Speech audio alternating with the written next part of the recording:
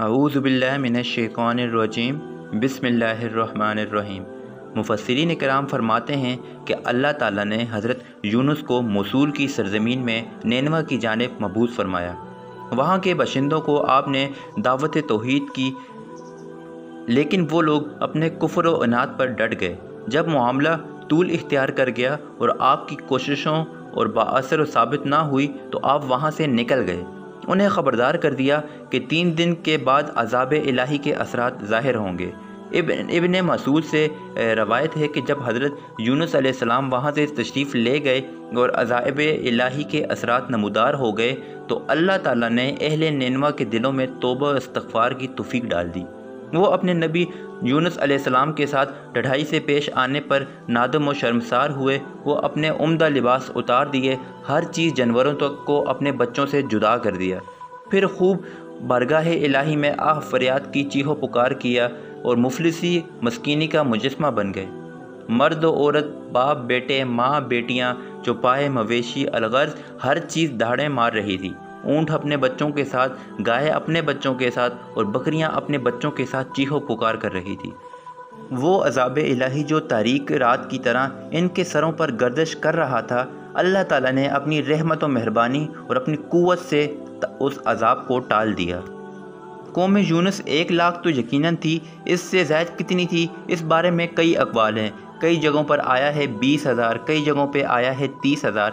نبی کریم صلی اللہ علیہ وسلم نے فرمایا کہ 20,000 تھے۔ حضرت یونس علیہ السلام جب اپنی قوم پر ناراض ہو کر نینوا سے باہر تشریف لے گئے تو ایک کشتی پر جا کر سوار ہو گئے۔ کشتی کچھ دیر بعد ہچکولے کھانے لگی۔ قریب تھا کہ وہ ہچکولے کھا کر پانی کی موجوں کی نظر ہو جائے۔ کشتی میں موجود لوگ چہمگوئیاں کرنے لگے کہ قرآن اندازی کرو تاکہ پتہ چل سکے کہ کس کی وجہ سے کشتی اضطراب کا شکار ہو رہی ہے۔ جس کا نام قرآن اندازی کے اندر آئے گا اس کو اٹھا کے سمندر میں پھینک دیا جائے گا۔ یہ فیصلہ طے ہو گیا۔ پھر جب قرآن اندازی کی گئی تو قرآن اندازی کے اندر حضرت یونس علیہ السلام کا نام نکل آیا، لیکن لوگ اس بات پر آمادہ نہ ہوئے۔ دوبارہ قرآن اندازی کی گئی، پھر نام حضرت یونس علیہ السلام کا نکلا۔ آپ جلدی سے اپنے کپڑوں کو اتارنے لگے تاکہ اپنے آپ کو سمندر کی موجوں کے سپرد کر دوں، لیکن لوگ اس بات پر آمادہ نہ ہوئے۔ جب تیسری مرتبہ بھی قرآن اندازی کے اندر حضرت یونس علیہ السلام کا نام نکل آیا تو انہیں سمندر میں پھینک دیا گیا۔ اللہ تعالیٰ نے بحر اخضر سے ایک بہت بڑی مچھلی کو بھیجا۔ اس نے حضرت یونس علیہ السلام کو نگل لیا۔ اللہ تعالیٰ نے مچھلی کو یہ حکم دیا تھا کہ نہ تو حضرت یونس کو وہ گوشت کھائے اور نہ ہی ان کی ہڈی ٹوٹنے پائے، یہ تمہارا رزق نہیں ہے۔ مچھلی انہیں اپنے پیٹ میں لے کر سارے سمندر میں گھومنے لگی۔ جب آپ مچھلی کے پیٹ میں چلے گئے تو آپ نے سمجھا میری روح قبض ہو چکی ہے، میرے جسم سے پرواز کر چکی ہے اور میں موت کی وادی میں آ پہنچا ہوں۔ آپ نے اپنے اعضاء کو حرکت دی تو وہ ہلنے جلنے لگے۔ تب گمان گزرا کہ میں تو زندہ ہوں۔ اللہ کے حضور سجدہ رضا ہو گئے، عرض کی مولا کریم میں تیرے لیے ایسی جگہ مسجد تیار کراؤں گا جہاں کسی نے عبادت نہ کی ہوگی۔ حضرت یونس علیہ السلام مچھلی کے پیٹ میں کتنا عرصہ رہے اس بارے میں بہت سی روایات موجود ہیں۔ مچھلی حضرت یونس علیہ السلام کو سمندر کی اتھاہ گہرائیوں میں لے کر چکر لگانے لگی اور کھارے پانی کی موجوں میں غائب ہو گئی۔ حضرت یونس علیہ السلام نے وہاں مچھلیوں کی تسبیحات اور کنکریوں کی تسبیحات کو سنا۔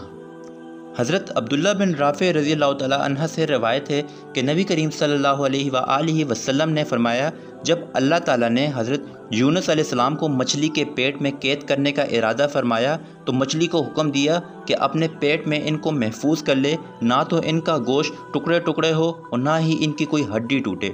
جب مچھلی حضرت یونس علیہ السلام کو لے کر سمندر کی اتھاہ گہرائیوں میں پہنچ گئی تو حضرت یونس علیہ السلام نے خفیف سی آواز سنی اور اپنے آپ سے کہا کہ یہ کیا ہے؟ اللہ تعالیٰ نے آپ کی طرف وحی فرمائی، جب آپ مچھلی کے پیٹ میں تھے، یہ آبی جانوروں کی تسبیح ہے، آپ نے بھی مچھلی کے پیٹ میں تسبیح کی۔ فرشتوں نے آپ کی تسبیح کو سنا تو اللہ تعالیٰ سے ارشاد فرمایا کہ ہم ایک عجیب و غریب سی آواز سن رہے ہیں۔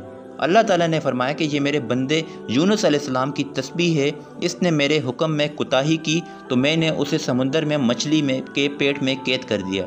فرشتوں نے عرض کی، مولا کریم، فرشتوں نے جب اللہ تعالیٰ سے حضرت یونس علیہ السلام کو لے کر سفارش کی، اللہ تعالیٰ نے مچھلی کو حکم دیا تو مچھلی نے حضرت یونس علیہ السلام کو ساحل سمندر پر اگل دیا۔ اللہ تعالیٰ فرماتا ہے اور وہ بیمار تھا۔